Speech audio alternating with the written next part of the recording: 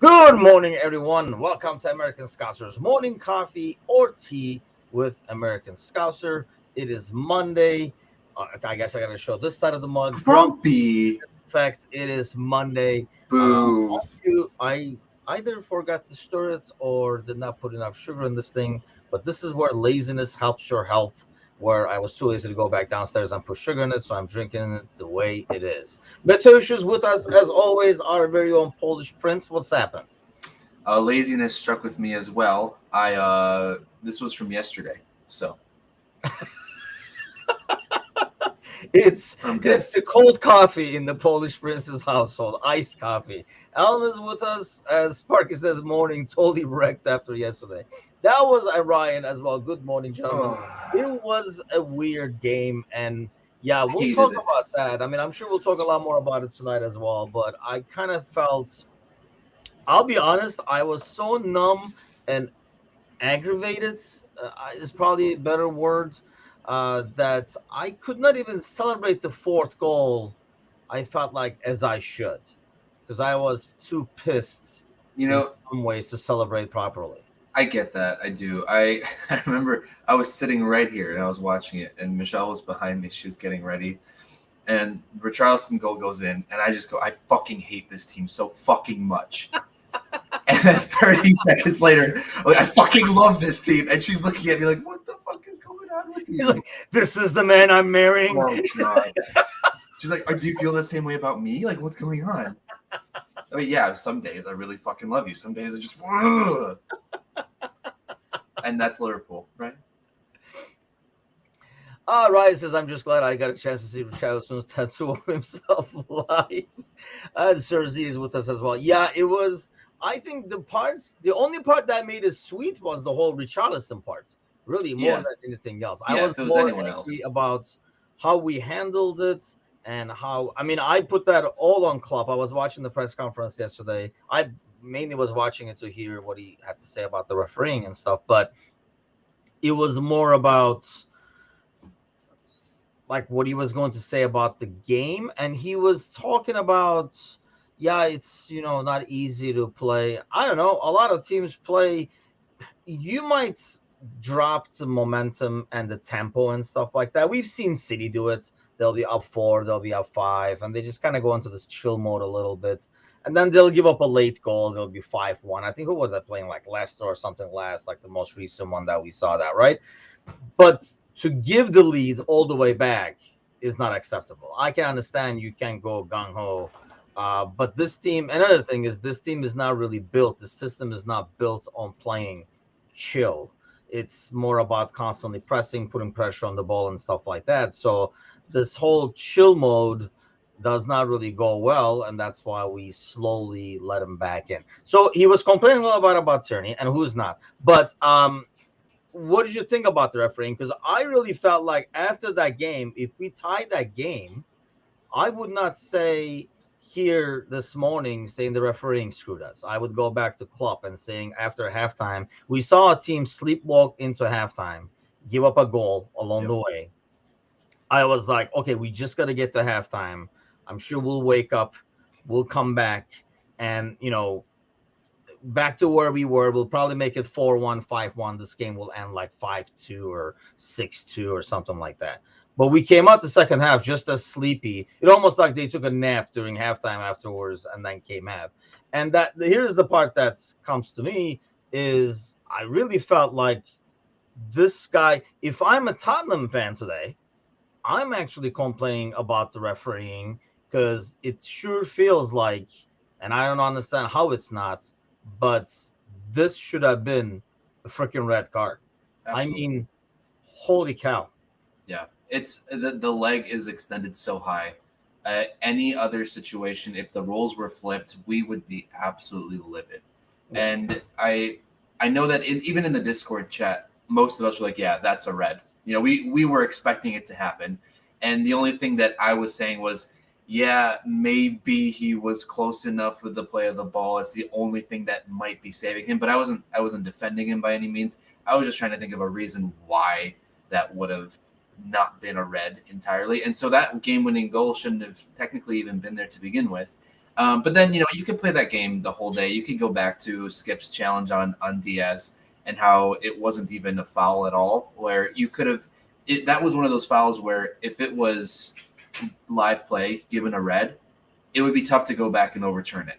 I think Yes. so. That's another thing that if Tierney gives a red to Jota right away, they don't go back and overturn it. Same way that if they don't make a call at all, he's not going to retroactively go back and then give him a red card for that play. I think. I think the refing overall was okay. Like you were saying, there shouldn't be a moment where you go up 3-0 in the first 15 minutes, and then for the next 65, we are actually nervous. How does that make sense as a fan to watch your team go up 3-0 and then not be comfortable? It makes no sense. And I think to your point about not being built for the system of kind of just being chill, just keep playing the way that you're playing. You need to build up the goal differential anyway, just in case anything does happen. I mean, right? You might as well just go for 4, 5, 6 because you're much better playing that way than playing the other way, because then you let up just ridiculous goals that shouldn't have to happen. And a couple times, like, I just feel like they're still trying to get used to this new system for defending, because we saw sometimes Konate would push up a little bit too high on that right side, would leave that right side completely open. And then Robertson would have to come in and kind of come all the way into the center, leaving the left all the way open. Yes. So I feel like there's some growing pains that are going to take a whole offseason to go through. And it's going to take maybe a new center back to really get these send it in motion. A center back that could cover more area, someone like Vardiol that we've talked about before, like Bickler has mentioned. But yeah, I don't think there should have never been a situation. We shouldn't have been in that situation in the 96th minute to begin with. The game should have been taken care of by the 60th minute, 3-1, 4-1. That's fine. That's it. That's all it had to be. But it had to be tougher than it was. Yeah, I mean, Serzi says weird game all around. The crowd were sleepwalking too, Yeah, which very he quiet. addressed in the press conference. He asked about like his song not being sung and stuff like that, because that's more like the end of the game kind of a song it should be, like as we wrap things up, which I also understand. But I mean, I don't know. A lot of teams have songs they sing when things are going really, really well. I know, like Fenerbahce does as well. I mean, people don't fucking stop playing because they started singing. Like it's not like, oh, it's not like the award speeches. You're like, oh, the music started. I should really wrap it up then over here, kind of a deal. I mean, it doesn't work like that. I mean, you're on the pitch, and that's what kind of like got to me is yes, we did not, as Ryan says, typical Liverpool not going for the kill. And I understand you're not going to play that full speed, but you're going to go with what kept going. We just stopped way too early. You don't play chill and control the pace for 70 goddamn minutes. It's just not doable. So we literally put ourselves to sleep. And and, and then at halftime, really, like I say, that's the biggest thing that I go back to Klopp on, and I put this game. If that was 3-3, I even put on Discord channel that this is on Klopp, because you can, like, the mood can change on the field. You can maybe address it right there, right then, in the middle of the game. It's like the 35th minute or whatever. But the way this team came out of the halftime, it felt like we were totally happy with how we finished the half, because we came out the same exact way. And you kind of like literally pulled Tottenham back into the game. And this is a team that just came back from down 2 against United. So they were like, hey, man, we can come back. And if you notice, they kind of went with what was working too. They were still sitting back. It's not a Yep. team. I don't know if we expected Tottenham to come out to play catch up, but Tottenham knew better. I'll give that to Mason, because most coaches, I think, would be like, okay, now we're gonna have to go attacking. They did not. They were still sitting back. They weren't even pressuring the ball. And yeah, I think Konate, and he got his ass chewed a couple of times. And at one point, I think it was the second half, he's like, "What are you even doing here? Go back," kind of a deal, because he was right next to Klopp. I feel like yes, it's a big adjustment on his part, because at times where he would push up, he has to remember Trent is not even there. Trent is somewhere in midfield right now, or pushed way too high up on the line. So you got to cover that. I think the first goal, he kind of loses his entire position and gets sucked into. I mean, he was almost past midfield, I thought. Yeah. And then that long ball comes through, and He he then has a does yeah fantastic yeah, things. and Kanate has a habit of almost extending the defensive possession too high up the pitch. Like he has a habit of pushing too far up sometimes and then wrapping his arms around attackers to give I mean, you don't. I feel like you shouldn't put yourself in a position to have the ref make that call. Don't even give that the opportunity by putting your arms around someone. Because if you put your arms around anyone, you're allowing the ref to make that call. I mean, obviously I don't think it was a penalty. There's going to be plenty of Spurs fans that think otherwise, but there wasn't enough in that to be a penalty. But you shouldn't have to put yourself in that position in the first place. And he's got a weird habit, especially on on the long kick balls where he's headering out. He has a habit of kind of having both arms around the defender like this. And Yes. I feel weird that it's not called more often because it seems like something that wouldn't necessarily go so well with the ref, but Yeah, he does. It's almost like you would say normally sometimes. I mean, maybe he's against Richarlison. It's kind of size. You're so much bigger over the other person. So when you're going to the head, it feels like you're going over them. But I mean, no, like against Kane, against like Antonio and stuff, it's the same thing. So it's not really the size of the opponent either. So she says Skip headbutted Jota's. Jota was like, I mean, yeah, how this is not. When I initially saw it, I was like, oh, maybe it's. Oh, you don't. Nobody wants to see that. I was like, oh, like he lowered his head to kick the ball. Maybe that's why it looks so bad. But this photo right here shows yeah, his legs at his at the whole up. I yeah. mean, really, it's almost at the level of his own head. The way he raised the foot over there. So how that's not a red card. So I don't think you can. If we tie this game, I was not going to go back. I don't care how much. And this is what we talked about early in the season, right? Klopp making excuses out of things that are not excuses. Yep. If this game ended in a draw and we didn't have that sweet Mora through pass to Jota at the end, first of all, I mean, Spurs fans can argue that Jota should not be on the field at the time to be at the end of that through ball. But if this game ended 3-3, I was not looking back at this game and saying, yeah, this was like referee screwed us, man, or whatever. I would be like, we screwed ourselves, because it was the same referee when we went up 3-0. He wasn't like, okay, it's time for me to come to duty and start affecting the game. There's no way in hell. Sparky says Robbie had a bad defense. I mean, he had a bad game overall. Like some of the first touches he had, and that's the thing. I think it's because we put ourselves to sleep. Like there would be a long ball play to his side. He would have such a bad first touch that we would lose the ball and stuff. And it's just like, yeah, like nobody was really into it. And yeah, Klopp's deflecting. I don't think Klopp is deflecting team performance. I think Klopp is deflecting. That's my thing. I don't put this even on the team. I put it on the team from 30 to 45. But at halftime, Klopp has to change things around and say, no, we can't play this control ball. We got to still keep going at it. And when we started the second half, that's what I take it away from the team, because you can see the team maybe, relaxing a little bit, saying, oh, this is in the books. And then, like seeing that, oh, the song, oh, the final song is playing, like, and, like kind of like chilling a little bit. But at halftime, everything should have changed. Sider says Robertson, Van Dijk, Henderson played nothing. I thought Henderson did well personally. I know he gets a lot of flack regardless, but I thought he did well. And that's another change that should have probably come a lot earlier. When you see the team on the pitch struggle to kind of like contain, like get some kind of a composure. You had Henderson, and we were watching the game. I think it was the 50th, 55th minute. We came back exactly how we finished, which was kind of like in a bad mode right there. And when nothing changed, Klopp watching the game like we're watching the game and saying, man, this is not looking good out there, doesn't make sense to me when you had people like Henderson and Milner and stuff who could come out and at least put some authority in the game and kind of like slap some people around on the pitch and get him into like playing shape. But yeah, the substitutions came late. I know Kazi was making an excuse that the ball didn't go out of bounds and stuff like that. But regardless, like I say, the way we came out in the second half, how the substitutions were late. The ball was out at halftime, Kazi. Like, yes, like I get it, because there's a stretch of what it was like 4 minutes where they were trying to get someone on. That's fine. I get it.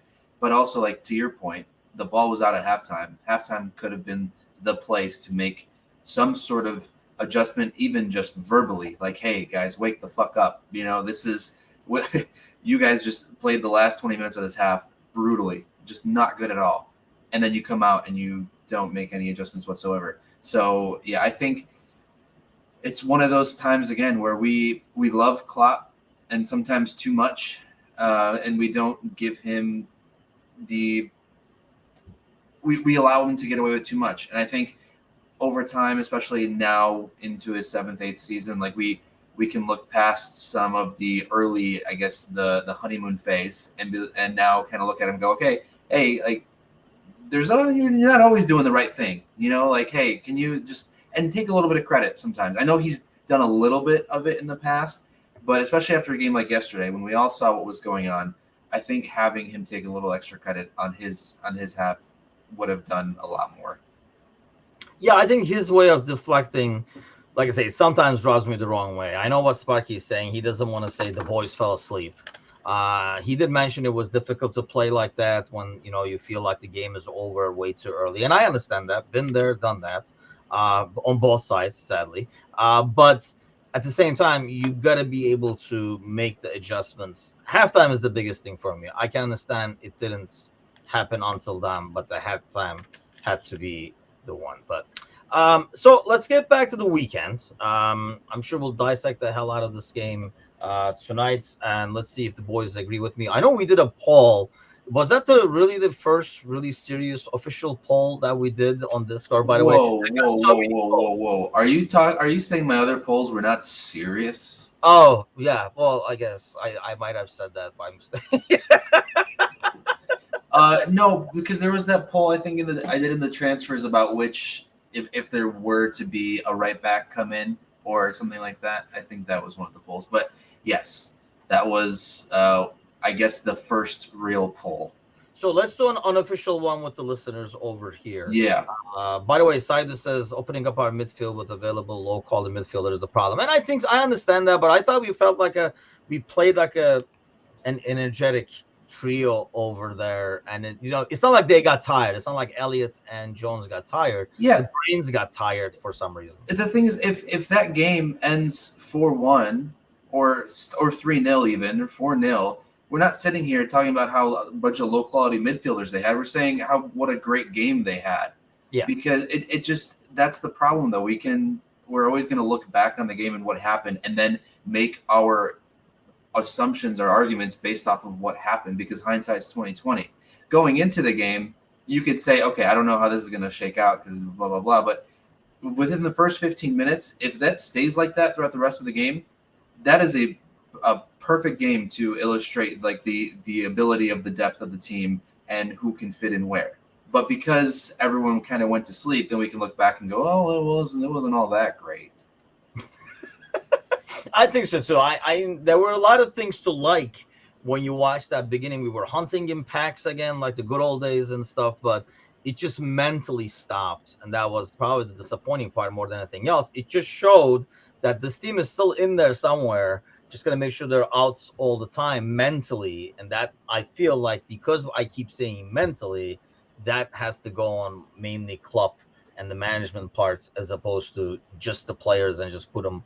You can't put it all on the entire squad because it was kind of across the board. It wasn't like, man, these three guys really dropped off. Everybody kind of went into like they hit the snooze button and that's where they stayed. But okay, so here's the poll because we were talking and I was getting flack for this, mainly from Kazi, who was saying, this is what we watched the games for. What a great ending. It's 4-3. Richarlison celebrating, and then we score a last second gasp goal, and it's 4-3, and we should be kind of like overjoyed kind of a deal. Whereas I was more saying I would have enjoyed it just as much if this was like a United. I mean, did we want that United game go from 3-0 to 3-3 so we could win 4-3, or we were just enjoying the ass beating we were giving them? Granted, that's United, so beating 7-0 against United is probably a lot. Feels different. Yeah, it feels different than beating Tottenham 7-0. But my thing was because it wasn't a back and forth, like that Norwich game with Lalana, with Klopp's broken glasses and stuff like that. Because it wasn't a game like that, I would have enjoyed a 7-0 beating yesterday a lot more than the 4-3 beating I enjoyed.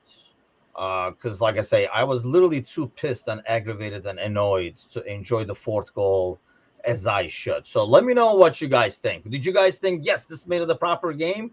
or were you guys like, we should have just enjoyed this one and beaten the hell out of them like 6-0, 7-1, or something like that? So throw in the comments. Let me know, because I don't want to be in the minority. Mind you, I did win that poll for the most part. Most of us, I think, agreed that It we was were bad. 5-2 for anyone who's Five to keeping two. track I at take home. that as a beating. Okay. Actually, In sorry, my book, that's a beating. sorry, 4-1 because the robot has to have both options put in. So technically, it adds one on each side. Oh, the robot both. So there's only one person that went for the 4-3 yesterday, and that was Kazi. Kaze was probably like trying to vote multiple times, realizing he keeps going He back made to a new account just 4-3-1. to enter the Discord, just to click it again. Here, I'll give him a 3. Look, Ryan says, "I'll take the ass whooping as long as we can file with another great team performance." And yeah, I that's mean that's the important. thing, Yeah, because here's, I guess, if you look at the psychological aspect of the thing, this just shows even when you're up 3-0, you can relax, right? So it could be a good lesson learned, but at the same time, psychologically, you're like, hey, this is not done yet. And it also opens the door for any team you're playing saying, hey, these guys give up leads all the time. You know, if I'm a manager playing against Liverpool, and if we're down, we're like, these guys give up leads all the time. Look at that Spurs game, blah, blah, blah. You know what I mean? It opens the door for that. Whereas you kind of keep going and do the ass whooping like we did with United or Bournemouth and stuff like that, the people on the field would be like, ugh, you know, like, this game is over. We're done. We're not coming back from this. These guys won't let us come back from this. that And I think was that's kind of yeah. like a That what? was years ago, Liverpool. If Yeah, that was a 3-0 lead a couple years ago, it's done.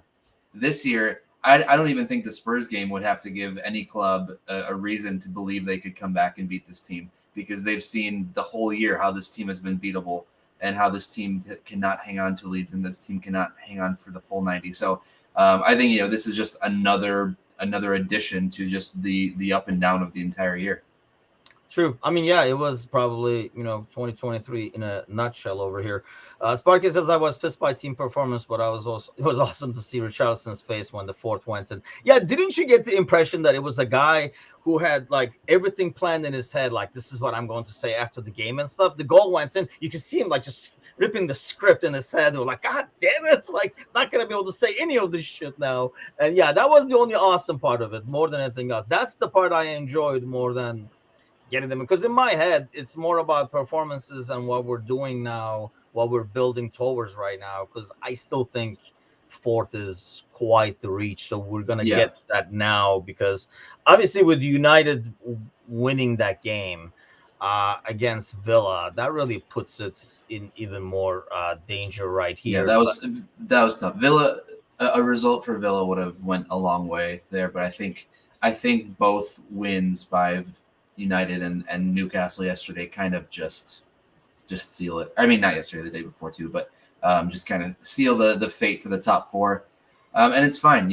I think of course, we like to make fun of Europa when we're not in it, but it is another competition, and it's just more opportunities to get more play with hopefully more depth in the roster. If Klopp is able to rotate more, we get to see a little bit more from each person. I think that will help going forward, and it might be a good reset. Last time Klopp came in, he had to go through Europa first, and everything turned yeah, out fine. So I know it was like it was years ago, but I think even he mentioned something about I think what was the exact quote that he said? This team wrote a sensational story, but now we start a new one, because he said on the Liverpool summer plans, like we will do business. You have to bring in the right players, which is what he says all the time. yeah. But the fact of the team wrote a sensational story, we start a new one. I think there's a lot of merit to that, and kind of being able to reset. Yeah, Sparky says we don't deserve top four, and it's hard to disagree, right? It's hard to, I mean, we're almost like going for something that we probably, it's like a game where you have no reason to be in any free shape or form, be in the game, and somehow you pull it off, and you're like, man, we got away with that one. If we get top four, I think I would say the same thing. Klopp is responsible for missing out on top four due to stubbornness and recklessness in both team size formation, respectively, says Saidu. And it's hard to disagree with that as well, because there was a lot we could have done and we did not. If you are in Urbanix, there's no early Saturday games to Sparky. Yes, automatically. And I think that's the only thing that worries me about the Europa thing because it's Thursdays. And we know the short rotation. We're not good with rotation. I think it's going to force Klopp to do things differently as well.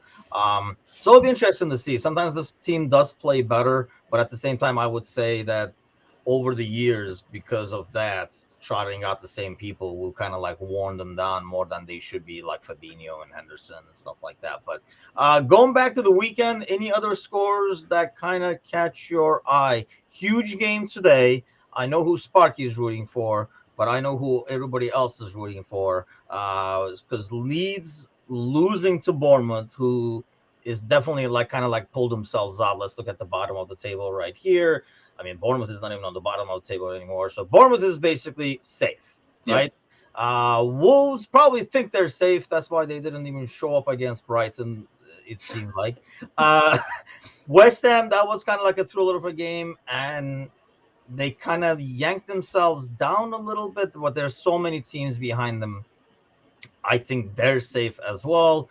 Southampton is a team that is basically just showing that they're just not good enough. They take the lead and stuff like that, but eventually fold. But so where do you see this thing going? I mean, if Leicester wins today, whoever wins that game, are they going to get themselves out for good?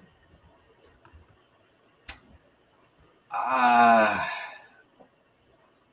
I don't know. I don't. I think. Well, okay. I'm gonna pull this up here to kind of to show this because this is what I'm looking at as well. Sorry, this is. Dun, dun, dun, dun. Meanwhile, yeah, Sparky says Forest threw points away. And Sergi says, and I understand like teams deserve what they deserve at the end of the season, but at the same time, like there have been games where we didn't really deserve a win or we didn't deserve a point or hey, we didn't deserve to lose or anything like that. And I feel like if you make the top four, that's how I would envision this. But I hey, think. all for it. Yeah, I think Bournemouth is definitely safe. I think when you're looking at it and you see the gap, it's Well, 10 like I think points. like mathematically they might not be safe, Well, but yeah, I mean, I understand. logically Yeah, they are. Yeah. yeah. I mean, technically, they're not safe, but I get that. But they are safe. They're 10 points ahead of Leicester. 4 games left. I don't see that. I don't see that being a possibility. Um, but Yeah, you got to figure these people mustered 29 points in 33 games, so they're not going to muster 10 in like four. 10 against Everton, Fulham, Liverpool, Newcastle, West Ham. I don't know. I don't see enough points there. I Sergi would says, love a draw actually. I was gonna say if we could get a draw tonight, I think that would be great.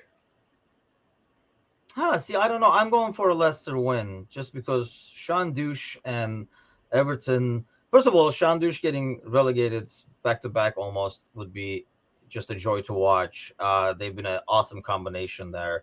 I would have rather seen Lampard stay there, but he's busy trying to bring Chelsea down there to reunite with Everton, like have all the teams at the same part of the He table. just he just wants to bring Mason Mount back to Derby County. It's fine. It's like, hey, let's go back together. Let's do this. Yeah, West Ham are okay too. Okay, so looking at this, who has a Yeah. better schedule, you think? Uh, I between Leicester and Everton, or just in general. Just in general. I mean, we got to figure we're putting Southampton to bed, right? Yeah, yeah. So they're done. Oh, I thought you could see my mouse. You can't see my mouse. That's embarrassing. No, I can't see the Uh, mouse. So. so they're. Oh, you can't see my finger either. Oh shit. Okay. So they're done. I think. I think Everton technically have the best schedule remaining, Really? which No well, way. You have who? City there, who that's a guaranteed Yeah. 0 points. It feels Who? like. Who do you have? Forest. I would say Forest. Yeah, Okay, but it's not that ridiculous of a statement. I know you have Southampton, which could be. I mean, like I look at if you take, I'm taking kind of like today's game away, right? Yeah. If you take today's game away, I'm looking at Everton's schedule, and I can't pick one game that says that's an easy, or that should be 3 points right there. Well, Because I'm not Bournemouth, you looking. would have maybe, and that's the Yeah, only thing, like you look at the last week of these people, by then, Crystal Palace might be safe, Bournemouth might be safe, West Ham might be safe. So they might approach that game totally different. But I feel like you look at those games that Everton has, and you can't pick a game that you're like, that should be an easy 3 points. to be fair, I don't see any game of any of those 16 where I'm looking at it going, that's an easy 3 points for that club. Forest, Southampton. I don't think so. Really? I don't think so. I mean, it's not, nothing is guaranteed. Obviously, I'm yeah. just saying, like on I paper. think it's a little Well, tougher. here's the thing, though: if Southampton wins that game away at Forest, they put themselves right back in it. Right, and they have Fulham at home that I guess they could make something out of it. I don't know. It's going to be very interesting. I think this is one of the more. I think last year was really exciting, and we were kind of. It's been a while since we had an exciting relegation battle. I think this year, even more so, is going to be more exciting, and I hope that we kind of get this balance from here on out to have this sort of ending and not have a team like Hull that's relegated by the 23rd week of the season. That way we can have this towards the end and enjoy all of it. Man, see, if you look at like that, Leeds' schedule is rough. That's why I feel like today's game is so big. Like any team that wins today, especially for Leicester, I guess, because if Everton win, they'll only have a point on Forest and Leeds. But if Leicester win and they go to 32, it's almost like they can be a lot more comfortable. Because when you look at Leeds' schedule, City away, Newcastle home, West Ham away, Tottenham home. Yikes! You Leeds can't. needed, You can Leeds, just them getting 1 or maybe 2 points.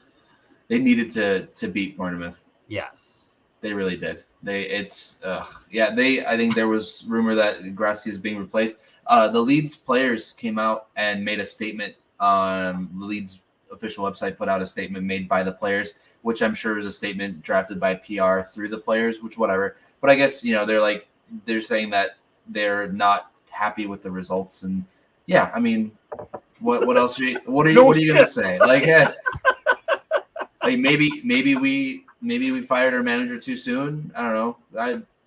I think that was kind of. I don't think there was a plan set for post Marsh, and I think we're seeing what's happening with that. I would have rather seen them fight with Marsh to this point than to fire him and then come up with this zero plan strategy that just puts them in the same position, if not worse. Yeah, I think when teams do this, and when they can a manager, especially like late in the season or the second part of the season, I feel like it's more of they're hoping. It's like the old day. Well, you won't freaking know these days. Old days, Mateusz. Yeah, these are the old days. Like Sparky and Alan, like when the TV receptions are bad and you kind of like slapping it around. Are you really doing anything? No, but sometimes it works. So the picture becomes clear again. So you think it's the look, I fixed the telly again.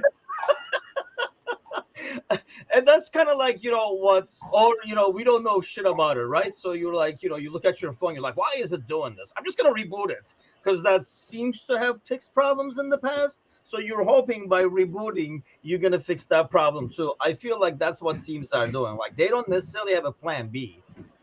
All they know is this plan A is not working. So what I'll do is we'll get rid of plan A, and maybe the plan B will make itself. And I think they're kind of counting on that new manager smell getting, because I mean, you look at there now, right? I mean, let's go back to this, but I mean, you look at it now when you're a team. God, awful, by the way. 25 goals in 33 games, for God's sakes. But you got like 29 points in 33 games, right? So if a new manager smell would suddenly get you, I don't know, like 4 or 6 points on the bounce within like the first 3-4 games, that in most cases gets you out of this rut, and you don't have to be one of these teams. That's what I mean. I don't think they ever have a plan B in most of these scenarios. Yeah. that's why you always see, Big Sam and stuff coming back, because they're like, who the normally people bring, and then they just bring one of those guys, and those guys are literally just waiting. I'm sure they don't have any vacation scheduled for like April, March, May, because they're like, I'll probably be called for another like relegation team, so let's not schedule anything Add around it that. to the resume. But so anyway, what is your pick for today then? Leicester Everton. I think Leicester wins 2-1.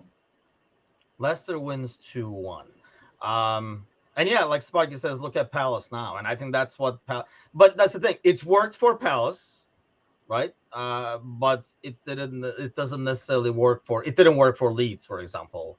But and then Forest did the complete opposites.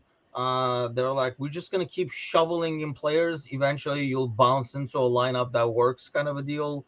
And they kind of like kept the same manager, but Leicester, it didn't. Yeah, I mean, you could argue that obviously it didn't work out for Southampton either. But I guess, okay, let me ask you this: you have the Polish Prince FC, and they're 16th. It's not a PPFC. good team name. But PPFC. you could go out there like the Princes or whatever. We'll play around with this. Uh, we'll develop this club for you. Maybe next year we'll do like a FIFA simulation on Polish Prince FC. Oh god, they could only have What Polish would you players, do? so it's awful. What would What? you do?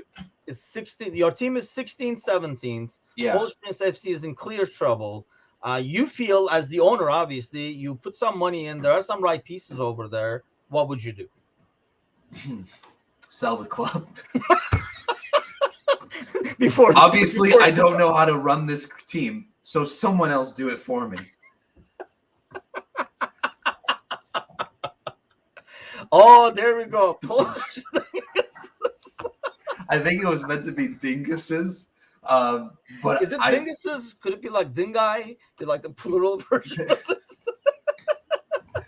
And here come out the dingai in 17th place, fighting to keep their spot in the Premier League. The dingai. Yeah, we have to develop this thing by the way. Yeah, we're definitely doing this next year. The Polish Princes dung guys. This dumb guy over here with the dingais. Sider says, no, Cersei says works great for Everton, Chelsea, and Watford. I mean, yeah, you can be the Watford thing where you're like, God damn it, it's not working again.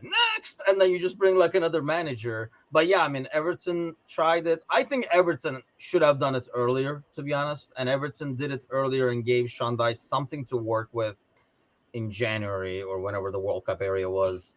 I think they would have gotten out of it. Chelsea, I don't, God knows what the hell they're doing. That's kind of like that's like a good textbook study of what not to do with a club, and you can't just. I mean, what Klopp said about that he likes it in some ways because it probably shows all these FSG outs. Why don't we sign this guy, that guy, that guy, that guy, and this guy?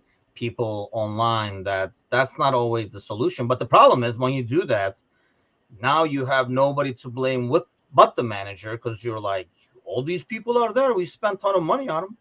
But some people are way too devoted to ever blame the manager. So it's just a mess. That's true. In general. So yeah, and I mean, if anything, I think it gives a little bit of credit, more credit to Pep. And everyone loves to say how much City spends, but they spend well, they sell well, and Pep is able to use whoever he wants to use. And so you have two ends of the spectrum there. You have Chelsea that spend so much, you have City that spend so much in two completely different situations. And it comes down to the manager and if they're able to use the pieces they have the right way. So yeah, and the Polish dinguses will never be in that situation, so we don't have to worry about it. Because I have no money to spend, man. I have no money to spend. I will buy the team around. We're going to invest in young talent. That's going to be your thing. Yeah, we want to develop our own players. The young talent is kids under the age of 9 that we don't have to pay, and hopefully one of them pans out to something. We can sell them and make everything go off of that sale. We have to do this. So I'm waiting for like jersey plans to be drawn out for this. All right, I'll get you a mock-up. Yeah, I want the whole shebang. I want a badge made up, like a crest of some sort. We have like a Polish sausage. Can I modify the name of I mean, how stereotypical do you want me to? I can really nail it down if you want me to. Do I Let's have do a? this. Let's do Can this. I Mark your modify the calendars. name a little bit or no? Okay, Is it next Monday we're going okay? to unveil I'll the. have it. I'll have it all. I'll have the crest. I'll have the kits. I'll have something else that You know goes what's on going with to owning a happen though? The team. bad thing is somebody's going to get a hold of this, clip it in such a way that it's just like an anti-Polish Canceled rant or forever. something, and we're going to get If canceled. there is no anti, the Polish team is full of worthless players that are no good. They can clip this if they want. A country that's so obsessed with the sport they can't even field 11 players to competitively play in any sort of world tournament fucking ever. I don't care. The nation has produces trash talent besides goalkeepers and one Robert Lewandowski besides the 80s with Grzegorz Lato and Boniek in the Juventus days, but the country can't produce anyone, and I'm not afraid to say that. Yeah, well, I can say the same thing about Turkish. By the way, though, I mean, I keep having to say this, but can we go get this kid from Fenerbahce? He's 18 now, Arda Güler. Oh, Just go he's online too and old look this now. kid up. He's getting too old now. Oh yeah, maybe. Well, I guess which then is good because then it makes him more of a target. Yes, he could be a potential signing. We should be monitoring him, if nothing else. But yeah, sign him, loan him back, and in 2 years he'll come over here and just throw this. Oh, we could have him on the crest somehow as She well. she heard me talking trash about Poland. She's like, "What are you doing?" You know, my ancestors are Polish.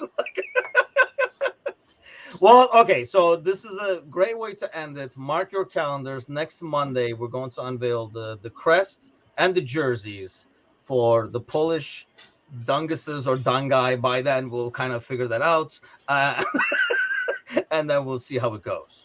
I would last thing because you'll appreciate this, especially since Jota is the FIFA player of the squad. Maybe besides Trent, but I think it's pretty clear that Jota is the best FIFA player in the squad, and you're the best FIFA player in our Discord. Except you would never let this happen. You'd be up like 7-1. So you're always laid back anyway. You're never actually going forward. So you're good. Yeah, exactly. Because here's the thing, because I know FIFA. Once the momentum goes, you never know. So you got to keep beating up on somebody until they quit. Yeah, all Until those they rage 7-year-olds, quit. you That's asshole. how I roll. Especially if you're playing Mateusz, you just got to do it. Make a documentary for Amazon that says, what happened in the Istanbul? Beşiktaş beat the hell out of Galatasaray, which is a good thing.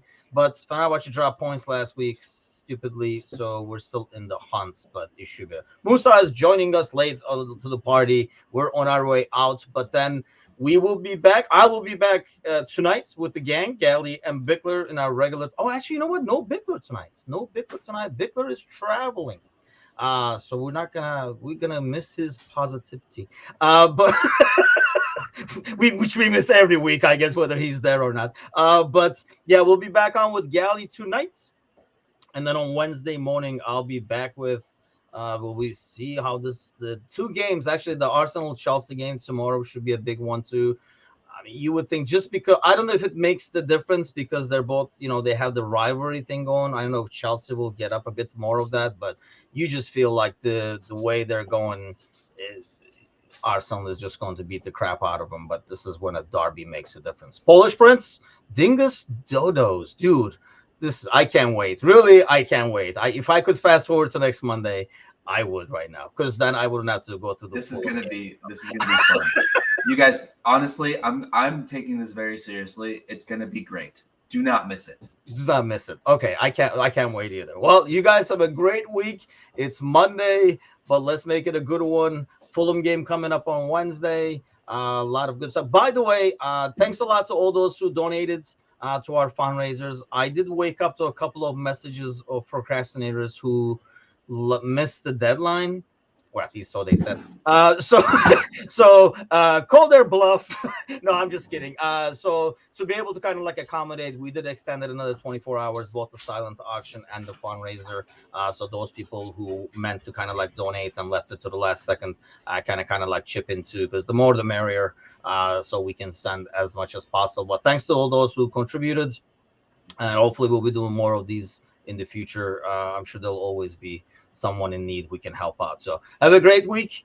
See you guys tonight. Take it easy.